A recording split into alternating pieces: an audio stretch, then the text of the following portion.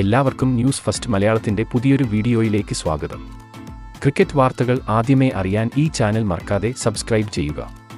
ശ്രീലങ്കയ്ക്കെതിരായ അവസാന 2020 മത്സരത്തിലും ഇന്ത്യയ്ക്ക് റെക്കോർഡ് വിജയം. ഒരു ലോ സ്കോറിംഗ് ത്രില്ലറായ മത്സരത്തിന്റെ സൂപ്പർ ഓവറിലാണ് ഇന്ത്യ വിജയം സ്വന്തമാക്കിയത്. മത്സരത്തിൽ ആദ്യം ബാറ്റ് ചെയ്ത ഇന്ത്യ 137 എന്ന ഭേദപ്പെട്ട സ്കോർ സ്വന്തമാക്കുകയായിരുന്നു. മറുപടി ബാറ്റിംഗിന് ഇറങ്ങിയ ശ്രീലങ്ക അനായാസം വിജയലക്ഷ്യം മറികടക്കുമെന്ന് കരുതിയെങ്കിലും ഇന്ത്യൻ ക്യാപ്റ്റൻ സൂര്യകുമാർ യാദവിന്റെ ശക്തമായ ബോളിംഗ് ചേഞ്ചുകൾ ശ്രീലങ്കയെ ബാധിച്ചു. റിങ്കു സിംഗ്, സൂര്യകുമാർ യാദവ് എന്നിവർ ബോളിംഗ് ക്രീസിൽ മികവ് പുലർത്തിയപ്പോൾ ശ്രീലങ്കയുടെ സ്കോർ 137 റൺസിൽ ഒതുങ്ങുകയായിരുന്നു. ശേഷമാണ് സൂപ്പർ ഓവറിൽ ഇന്ത്യ ത്രസിപ്പിക്കുന്ന വിജയം നേടിയത്. ഇതോടെ പരമ്പര 3-0 എന്ന നിലയിൽ സ്വന്തമാക്കാൻ ഇന്ത്യയ്ക്ക് സാധിച്ചിട്ടുണ്ട്. മത്സരത്തിൽ ടോസ് നേടിയ ശ്രീലങ്ക ബോളിംഗ് തിരഞ്ഞെടുക്കുകയായിരുന്നു. മികച്ച തുടക്കമായിരുന്നില്ല ഇന്ത്യയ്ക്ക് ലഭിച്ചത്. ഓപ്പണർ ജയ്സ്വാളിന്റെ വിക്കറ്റ് തുടക്കത്തിൽ തന്നെ ഇന്ത്യയ്ക്ക് നഷ്ടമായി. ശേഷം സഞ്ജുവും റിങ്കു സിംഗും നായകൻ സൂര്യകുമാർ യാദവും പെട്ടെന്ന് തന്നെ കൂടാരം കയറിയപ്പോൾ ഇന്ത്യൻ ബാറ്റിംഗ് നിര തകരുകയായിരുന്നു.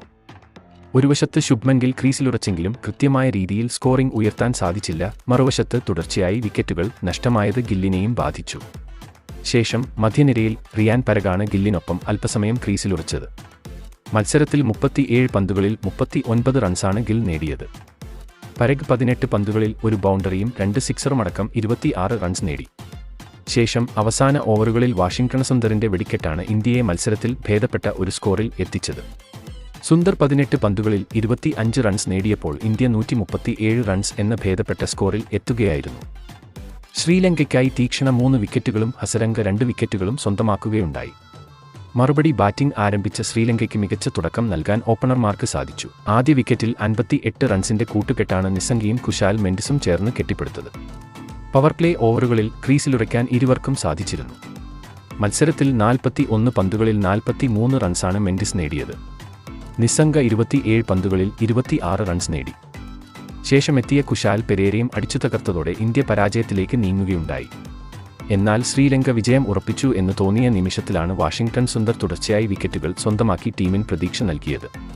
മത്സരത്തിന്റെ 17ാം ഓവറിൽ 2 വിക്കറ്റുകളാണ് സുന്ദർ നേടിയത്. എന്നാൽ പിന്നീട് ശ്രീലങ്കൻ ബാറ്റർമാർ പക്വത പുലർത്തി. എന്നാൽ മത്സരത്തിന്റെ 19ാം ഓവറിൽ റിങ്കു സിംഗിനെ ബോളിംഗ് ക്രീസിലെത്തിച്ച് സൂര്യകുമാർ യാദവ് അത്ഭുതം കാട്ടി.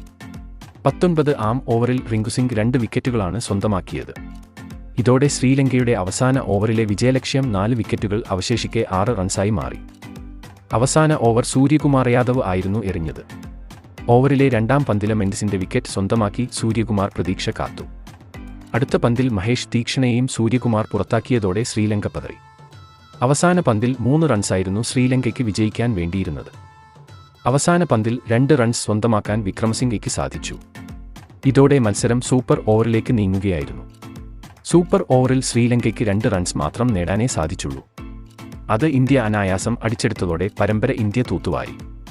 അപ്പോൾ ഇന്നത്തെ ഇന്ത്യയുടെ കളിയെപ്പറ്റിയുള്ള നിങ്ങളുടെ അഭിപ്രായം താഴെ കമന്റ് ചെയ്യുക. അതുപോലെ കൂടുതൽ ക്രിക്കറ്റ് വാർത്തകൾക്കായി ഈ ചാനൽ മറക്കാതെ സബ്സ്ക്രൈബ് ചെയ്യുക.